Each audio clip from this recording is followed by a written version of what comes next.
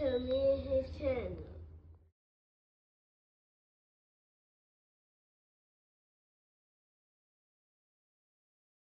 What's up, it's your boy LOE Visuals, and I'm back with another video. Y'all day going up, y'all vibing, y'all chilling, y'all enjoying y'all day, y'all productive day. We back at it. Before I start, make sure y'all smash like button, smash like button, smash like button. We're on the road to 10K subscribers. Hit that subscribe button. Turn on post notifications. I don't find me on any other platform. My link tree is in my bio. Follow my X at Visual. Follow my TikTok at LOE.Visuals. And follow my Facebook at LOE Visuals. So let's talk about it. So Brian Norman Sr. is upset with Eddie Hearn. Eddie Hearn is now trying to make the Brian Norman Jr. and Jerry Ennis unification fight, and Brian Norman Sr. feels like, he's trying to rush it, and he's trying to do it while they have a fight lined up, and he feels that that's a bad omen because they're not looking over, Jin Sasaki. They're supposed to be fighting him in Tokyo, and now, while they have a fight lined up, Eddie is offering, the unification for Jerry Ennis and Brian Norman Jr. and Dad, they don't want to take the fight right now because they have something lined up.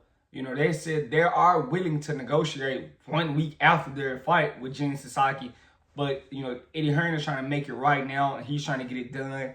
And we know what this is from Eddie Hearn. He's trying to he's basically looking at this like an investment. If I invest early, I don't have to pay as much.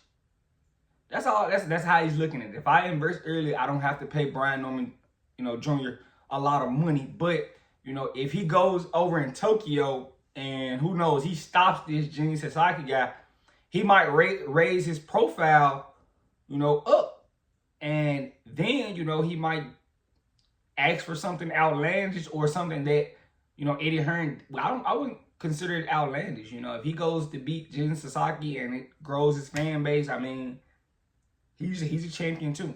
I'm not saying he should get a bigger cut of the pie, but he's gonna ask for a nice chunk, and I think it's gonna be rightfully deserved because now he's trying to negotiate 4 weeks before that fight. Like, why are you trying to offer Norman and their team a fight 4 weeks before their fight with Jin Sasaki? It makes zero sense.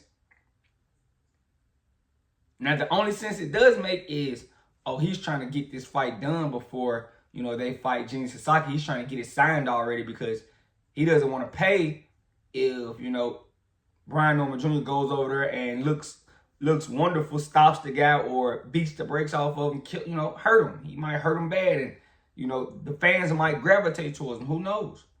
And then, if with popularity comes more money.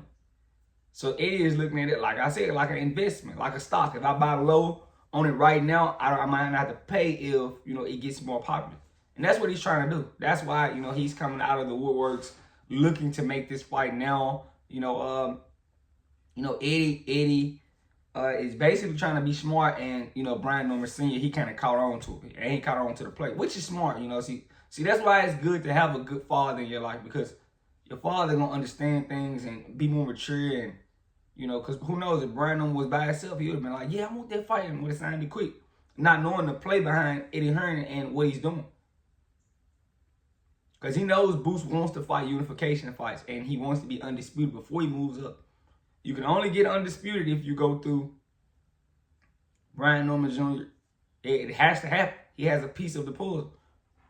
So you're not gonna just get out of making a fight with Brian Norman, but Eddie was trying to save a few dollars, go and get it done now because he doesn't want to take the chance of Brian Norman Jr. becoming a bigger star in Tokyo. I'm kind of on the side of the Normans right here. Yeah, I wouldn't sign it. Sign it for what? I got something lined up. I do. I got something lined up. It's a big fight for me. Big defense. A big title defense for me. So, yeah, I'm not signing it. Because basically, if you do sign it right now, 4 weeks before your fight, it's basically saying you're looking over the guy. You're not taking that guy serious. And that's how you can possibly lose. Going there, not taking the guy serious. You trying to, oh, yeah, I'm ready for Jerry Ennis. I'm focused on it. You looking past your opponent. And that's an easy way to lose, looking past your opponent. So I'm kind of on the side with, you know, Brian Norman Sr. You know, don't do your son like that, you know, because eventually, you know, if he goes out and look well in Tokyo, you know, the number you would have got right now probably won't be the same. You know, if he goes out and look good in Tokyo, he stops the guy, then y'all look at the contract like, we kind of signed for something. We could have got more. So I think it's smart, you know, that he's not trying to rush that signature. You know, Eddie Hearn knows what he's doing.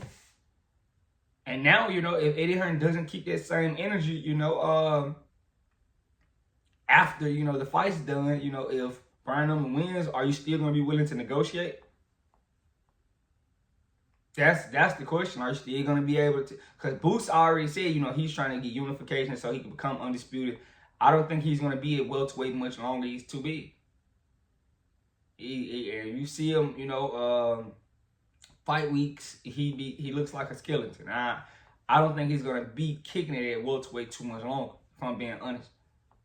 So, you know, yeah, I'm with it. You know, I don't feel like, you know, Brian Norman, you know, Senior did anything wrong, but you know, keep his son, you know,